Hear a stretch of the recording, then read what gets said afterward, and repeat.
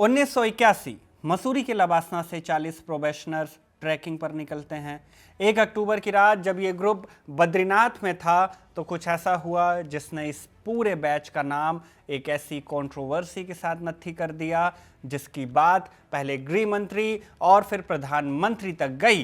PM Indira Gandhi ने फिर उन्हें मिलने बुलाया, कार्रवाई नहीं हुई तो डायरेक्टर ने लबासना से रिजाइन दे दिया और इसके बाद लोकसभा में हंगामा हुआ क्योंकि जिस प्रोबेशनर ने शराब पीकर अपने साथियों पर बंदूक तान दी थी वो उत्तर प्रदेश के सीएम का दूर का रिश्तेदार था।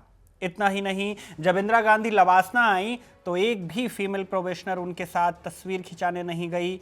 आज भी लबासना में इस किस्से का जिक्र होता है कि कुछ भी कर लो लेकिन ऐसे पचड़े में नहीं पड़ना है। आखिर ऐसा हुआ क्या था, जानेंगे इस वीडियो में। नमस्ते, मेरा नाम शुभम है और आप देख रहे हैं खबर गांव का नौकरशाही से जुड़ा शो लाल बत्ती।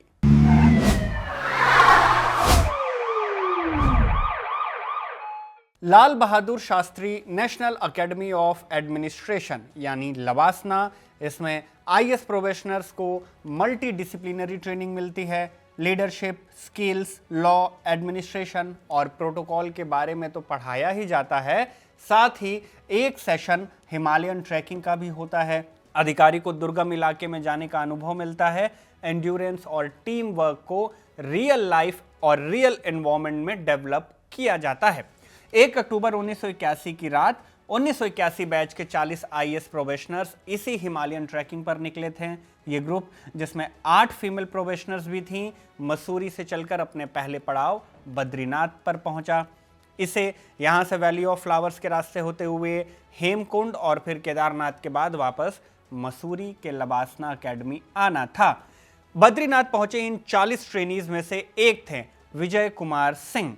तब के होम मिनिस्टर यानी ज्ञानी जैल सिंह के शब्दों में कहें तो बिहार के एक गरीब परिवार से ताल्लुक रखने वाले शख्स। यूपीएससी क्रैक करने से पहले विजय 1968 में एनडीए में सेलेक्ट हुए। 1971 में उन्होंने एनडीए छोड़ दिया और फिर 1978 में भारतीय विदेश सेवा बी के लिए सेलेक्ट होते हैं, ज्वाइन करते हैं और इसके बाद अब यूपीएससी क्रैक कर आईएएस की ट्रेनिंग ले रहे थे। द प्रिंट में वंदना मेनन की वीके सिंह पर एक डिटेल्ड आर्टिकल है जो हमारे भी इस एपिसोड के लिए प्रेरणा है। इसमें वंदना बताती हैं कि पावर सर्कल्स में तब एक चर्चा थी कि वीके सिंह की पत्नी के परिवार के संबंध वीपी सिंह से थे जो तब के उत्तर प्रदेश के मुख्यमंत्री हुआ करते थे और आगे चलकर प्रधानमंत्री भी बने। 31 मार्च 1982 को इंडिया टुडे मैगजीन में छपी सुमित मित्रा और अनीता कौल की रिपोर्ट के मुताबिक विजय सिंह रिवॉल्वर लेकर चलते थे और ट्रैक की शुरुआत से वो ग्रुप के बाकी लोगों से उलझ रहे थे। इंडिया टुडे की रिपोर्ट बताती है कि 30 सितंबर को जब सारे ट्रेनी बस से बद्रीनाथ जा रहे थे तब विजय ने बस को एक दूसरे रास्ते से ले जाने की जिद की, एक गांव के रास्ते से। बस में बैठी 2 महिला ट्रेनी अफसरों ने इसका विरोध किया। एक थी यूपी काडर की ट्रेनी वृंदा स्वरूप और दूसरी इस ग्रुप की कोषाध्यक्ष रेणु सिंह। जब इन दोनों ने नशे में धुत विजय को रोकने की कोशिश की तो विजय ने रिवॉल्वर की धौंस दिखानी शुरू कर दी, उन्हें डरा दिया। विजय की इस हरकत ने ट्रेनी अफसरों को डरा कर रख दिया, लेकिन अगली रात जो होने वाला था उसके आगे ये कुछ भी नहीं था। 1 अक्टूबर की रात बद्रीनाथ की धर्मशाला में जो कुछ भी हुआ इसके 2 वर्जन हैं। एक वो जो इंडिया टुडे में छपा, एकेडमी की जांच में सामने आया और अदालत की आदेश का भी हिस्सा है, तो वहीं दूसरा विजय का अपना वर्जन। हम अभी आपको पहला वर्जन बताते हैं। इलाहाबाद हाईकोर्ट में हुई जिरह के मुताबिक उस रात जब सारे ट्रेनी अफसर डिनर कर चुके थे और सोने की तैयारी में थे, उसी दौरान विजय ने अचानक से अपनी .32 कैलिबर की लोडेड रिवॉल्वर निकाली और हवा में लहराना शुरू कर दिया। इंडिया टुडे की रिपोर्ट के मुताबिक उस दिन विजय ने पास के ही एक गांव से देसी शराब पी ली थी और अब वो अपने आपे से बाहर हो चुके थे। नशे की हालत में ही विजय ने वृंदा स्वरूप की कनपट्टी पर रिवॉल्वर तान दी। वृंदा का दोष था कि उन्होंने एक दिन पहले जब विजय और सारे साथी बस से जा रहे थे उस दौरान वृंदा ने विजय को ड्रंकन स्टूपिड बिहारी बोल दिया था। ये आरोप था। बंदूक देखकर वहां मौजूद सारी लड़कियां डर गईं और जान बचाने के लिए उन्होंने खुद को एक कमरे में बंद कर लिया। दरवाजे पर सूटकेस का बैरिकेड बना लिया और इसके पीछे छिप गईं। ये सारी बातें हम कोर्ट प्रोसीडिंग से आपको बता रहे हैं। जैसा भी अकेडमी ने अपनी जांच रिपोर्ट में लिखा, कोर्ट में जिसकी चर्चा हुई, ये बातें वहीं से ली गई। इसके मुताबिक विजय लड़कियों के कमरे के बाहर जमे रहें, गालियां देते रहें, दरवाजा पीटते रहें। दहशत के चलते लड़कियां पूरी रात बाहर नहीं आई। जब ये सब कुछ हो रहा था, उस वक्त धर्मशाला में विजय के अलावा 31 और मेल ट्रेनी अफसर थे, लेकिन इनमें से कोई भी विजय का सामना करने की हिम्मत नहीं जुटा पाया, क्योंकि विजय के पास एक लोडेड हथियार था। 1 अक्टूबर की पूरी रात इसी खौफ में गुजरी। अगली सुबह जब विजय का नशा उतरा तो उन्हें अपनी गलती का एहसास हुआ। इंडिया टुडे की रिपोर्ट के मुताबिक विजय इतने गिल्ट में चले गए थे कि वो अपने साथी ट्रेनी अफसरों के पैर छूकर माफी मांगने को भी तैयार हो गए थे, लेकिन तब तक फैसला हो चुका था। ट्रैकिंग की ट्रिप बद्रीनाथ में ही खत्म कर दी गई और सभी अकेडमी लौट आए। उसी दिन लवासना के डायरेक्टर पीएस अप्पू के दफ्तर में एक मीटिंग हुई।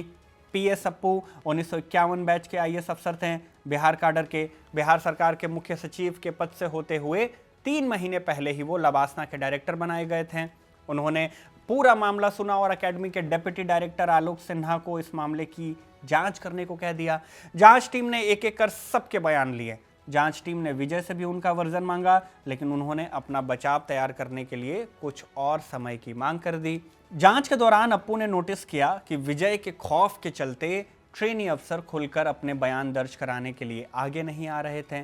विजय के पास एक लोडेड रिवॉल्वर था और उनकी पत्नी के परिवार से होते हुए एक मुख्यमंत्री तक पहुंच। इन दोनों बातों से ट्रेनी अफसर जो थे वो खौफ में थे। ऐसे में जांच को बिना किसी दबाव के आगे बढ़ाने के लिए अकेडमी ने विजय को कंपलसरी लीव पर भेज दिया और उन्हें अकादमी से दूर रहने को कह दिया। लवासना से दूर चले जाइए। कोर्ट के दस्तावेजों में अकेडमी की इस जांच का जिक्र है। इसमें ट्रैकिंग सेशन के ग्रुप लीडर के बयान दिए कि विजय पूरी ट्रैकिंग ट्रिप के दौरान शराब के नशे में रहते थे। इसी के चलते उनकी ग्रुप लीडर और जो बाकी ट्रेनी अफसर थे उनके साथ बहस भी हो गई थी, कोषाध्यक्ष रेणु सिंह के साथ भी। इन सारी चीज़ों को डॉक्यूमेंट करके डेप्यूटी डायरेक्टर ने अपनी रिपोर्ट डायरेक्टर पीएस अप्पू को सौंप दी। रिपोर्ट में विजय पर 3 आरोप मुख्य तौर से लगे। पहला, शराब के नशे में हथियार लहराना, गाली गलौज करना और महिला अधिकारियों को डराना धमकाना।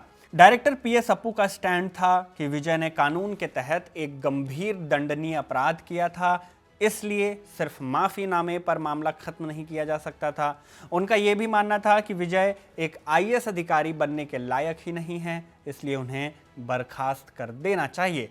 इंडिया टुडे की रिपोर्ट के मुताबिक पीएस अप्पू ने ये राय सिर्फ एक मामले को लेकर नहीं बनाई थी, सिर्फ बद्रीनाथ की घटना को लेकर के नहीं बनाई थी।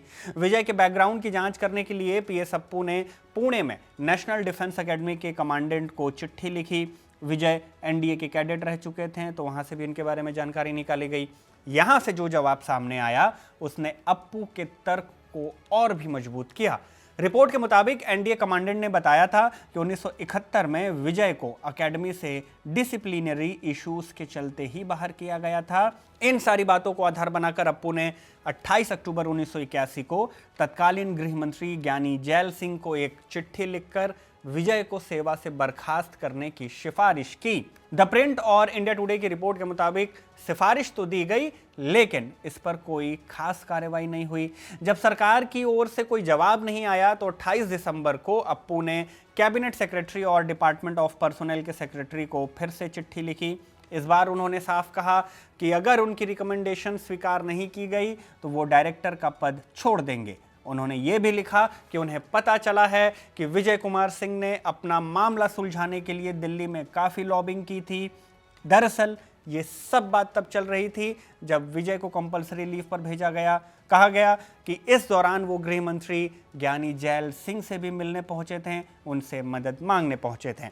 अप्पू के इन पत्रों पर दिल्ली के पावर सर्कल में खूब ड्रामा हुआ और आखिरकार फरवरी 1982 में डिपार्टमेंट ऑफ पर्सोनेल के सेक्रेटरी AC बंदोपाध्याय की ओर से एक जवाब आया, लेकिन ये वो जवाब नहीं था जिसकी अप्पू को उम्मीद थी।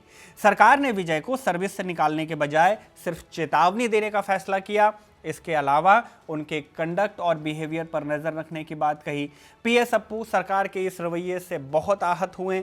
उनकी नजर में सरकार का एक्शन महज एक दिखावा था, जो कि विजय पर लगे आरोपों के हिसाब से नाकाफी था। वंदना मेनन अपनी रिपोर्ट में लिखती हैं कि अप्पू ने इस पर सवाल उठाया कि विजय के मामले में सरकार इतनी नरमी क्यों बरत रही है, जबकि लबासना के नियम इतने सख्त थे कि इससे पहले कुछ ट्रेनी अफसरों को तो सिर्फ इस बात पर सर्विस से निकाल दिया गया था क्योंकि उन्होंने अपने साथियों के माता पिता को प्रैंक टेलीग्राम भेज दिया था। अकेडमी के नियम कहते थे कि अगर किसी कैंडिडेट में सेवा में रहने लायक गुण न पाया जाए तो उसे जल्द बाहर किया जाए, ताकि आगे जब वो अफसर बनकर कहीं जाएं तो वहां किसी असुविधा से बच सके। कुल मिलाकर अप्पू के पास मिसाल तो थी, बस अब ये सवाल था कि अकेडमी एक कनेक्टेड ट्रेनी के लिए नियम बदलती है कि नहीं, और अप्पू के रहते ये होने नहीं वाला था। वो जब बिहार के मुख्य सचिव बने तो ज्वाइनिंग से पहले उन्होंने शर्त रखी थी कि मैं तभी सीएस बनूंगा जब मुझे अपनी राय खुलकर रखने की आज़ादी होगी, और कर्पूरी ठाकुर को उन्होंने ये बात चिट्ठी में लिखी और उन्होंने स्वीकार भी की थी कर्पूरी ठाकुर ने। तो जब अप्पू की सिफारिश को केंद्र ने माना नहीं तो अप्पू ने वीआरएस ले लिया, स्वैच्छिक सेवानिवृत्ति, खुद से इस्तीफा दे दिया, और 1 मार्च 1982 से वो एक लंबी छुट्टी पर चले गए। 3 मार्च 1982 को अप्पू ने प्रधानमंत्री इंदिरा गांधी को एक चिट्ठी लिखी। इस चिट्ठी में अप्पू ने लिखा कि किसी सिविल सर्वेंट का सीधे प्रधानमंत्री को खत लिखना असामान्य है, लेकिन ये कदम इसलिए उठाना पड़ रहा है क्योंकि कोई दूसरा रास्ता नहीं बचा। अप्पू ने शिकायत की कि विजय का मामला एक ऑफिसर द्वारा किए गए गंभीर कदाचार का मामला था और गृह मंत्रालय ने इसे बेहद हल्के तरीके से डील किया। विजय को सजा न देकर सरकार एक गलत मैसेज दे रही है। ऐसे तो अफसरों को लगेगा कि अगर ठीक ठाक कनेक्शन है तो आप गंभीर से गंभीर अपराध करके भी बच सकते हैं। अप्पू ने यह भी लिखा कि गृह मंत्रालय के ऐसे फैसलों से अकादमी और पूरी सिविल सेवा के अनुशासन और मनोबल पर बुरा प्रभाव पड़ेगा। अप्पू के वीआरएस और पीएम को लिखी चिट्ठी की बात नेशनल मीडिया में फैल गई और इस पर खूब चर्चा होने लगी। इसी दौरान अप्पू ने अपना इस्तीफा भी सौंप दिया। वंदिता मेनन ने अपनी रिपोर्ट में अप्पू के करीबी प्रदीप भट्टाचार्य का भी हवाला दिया है। वो बताते हैं कि अप्पू के इस्तीफे के बाद उन्हें प्रधानमंत्री इंदिरा गांधी ने दिल्ली मुलाकात के लिए बुलाया था। अप्पू पीएम के दफ्तर पहुंचे भी उनसे मिलने का इंतजार करते रहे। करीब 30 मिनट तक इंतजार करने के बाद वो उठे और वहां से चल दिए।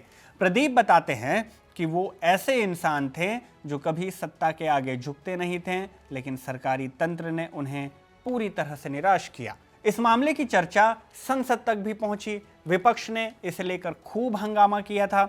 तब विपक्ष के नेता जॉर्ज फर्नांडिस ने विजय सिंह के राजनीतिक रसूख पर सवाल उठाए थे। उन्होंने सदन में कहा था, अप्पू इंडियन एडमिनिस्ट्रेटिव सर्विस के सबसे बेहतरीन अधिकारियों में से एक हैं। ये बेहद दुखद है कि इस बेहतरीन अधिकारी को होम मिनिस्टर ने एक दोषी व्यक्ति को प्राथमिकता देते हुए बलि चढ़ा दिया। इंडिया टुडे की रिपोर्ट बताती है कि उन दिनों विपक्ष के नेताओं ने आरोप लगाया था कि केंद्रीय निर्माण एवं आवास मंत्री भीष्म नारायण सिंह, जो खुद बिहार से ताल्लुक रखते थे और विजय सिंह की तरह ठाकुर बिरादरी से आते थे, उन्होंने भी विजय कुमार के मामले में काफ़ी दिलचस्पी दिखाई थी। जब सवाल उठे तो भीष्म नारायण सिंह ने सफाई दी, लेकिन उसे विपक्ष ने स्वीकार नहीं किया। इंडिया टुडे की रिपोर्ट एक और बात बताती है, जहां साफ होता है कि ज्ञानी जैल सिंह विजय सिंह पर सख्त कार्रवाई नहीं करना चाहते थे।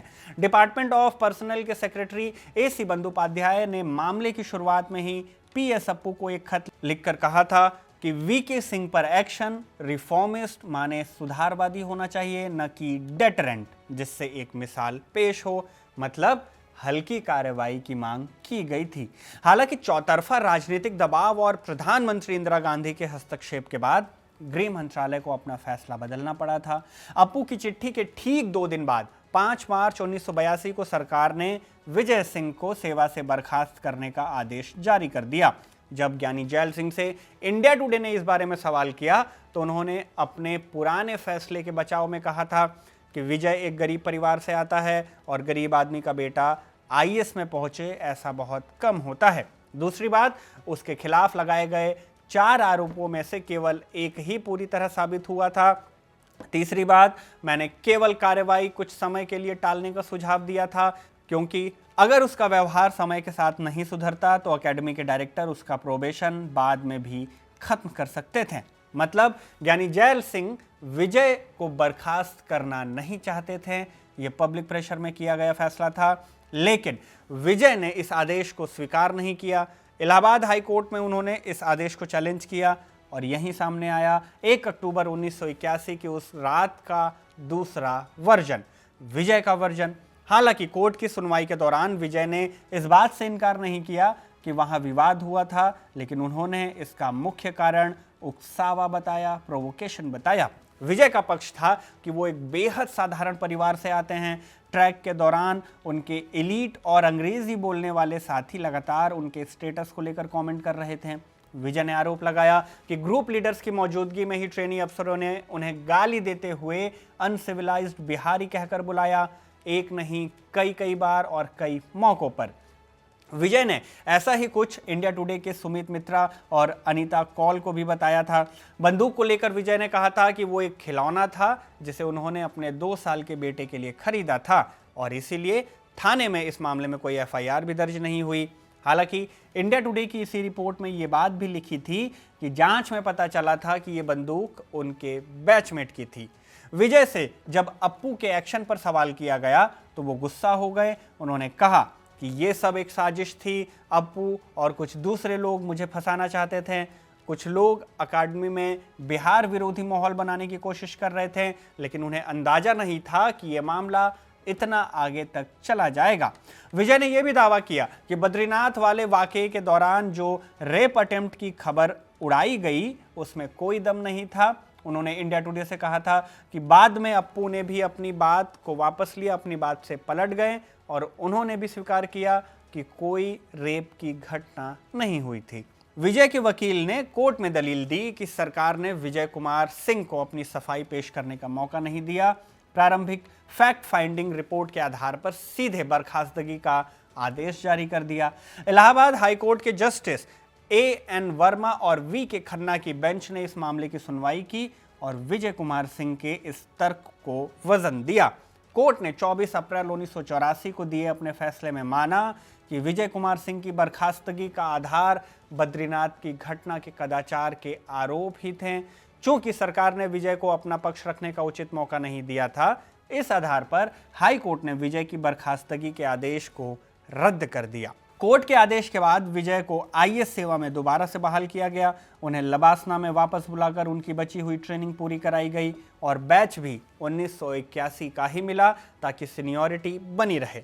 विजय को एजीएमयूटी का काडर भी मिला जहां उन्होंने अपनी सेवा दी। द प्रिंट की रिपोर्ट में विजय कुमार सिंह के साथ रहे लोगों के हवाले लिखा गया कि विजय ने सर्विस तो ज्वाइन की, लेकिन बाद में वो पूरी तरह से बदले और अंदर से टूटे हुए इंसान लगने लगे थे।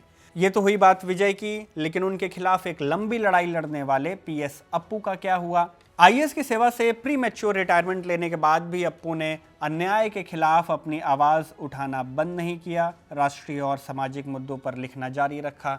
उनके सिद्धांतों और विचारों के आधार पर द अप्पू पेपर्स नाम की किताब भी आई। वंदना मेनन की रिपोर्ट के मुताबिक 2002 के गोधरा राइट्स के बाद अप्पू ने भारत के राष्ट्रपति को एक ओपन लेटर लिखा था। इसमें उन्होंने कहा था कि सिविल सर्वेंट्स ने अपना कर्तव्य निभाने में विफलता दिखाई क्योंकि वो राइट्स को होने से रोक नहीं पाए। उन्होंने सिविल सर्विस की आज़ादी खत्म होने और राजनीतिक दबाव के आगे झुकने पर चिंता भी जताई थी। 2006 में उन्हें पद्म भूषण से सम्मानित किया गया। जीवन के 83 बसंत देखने के बाद मार्च 2012 में अप्पू की कैंसर से मौत हो गई।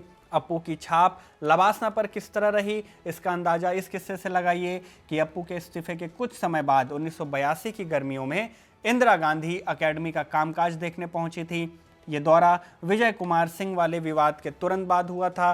द प्रिंट की रिपोर्ट बताती है कि जब इंदिरा गांधी वहां पहुंची तो अकेडमी के मेल ट्रेनी अफसर तो उनके साथ दिखें, तस्वीर खिंचाई, लेकिन एक भी फीमेल ऑफिसर इन ट्रेनिंग उनसे मिलने नहीं आई। ये एक मैसेज था कि विजय सिंह के मामले में सरकार ने जो किया उससे फीमेल ट्रेनीज आहत थी। इसी के साथ लाल बत्ती के इस अंक में बस इतना ही। आप इस पूरे किस्से पर क्या कुछ सोचते हैं कमेंट करके हमें ज़रूर बताइएगा। मेरा नाम शुभम है, कैमरे के पीछे मेरे साथी आनंद हैं। आप देखते रहिए खबर गाँव।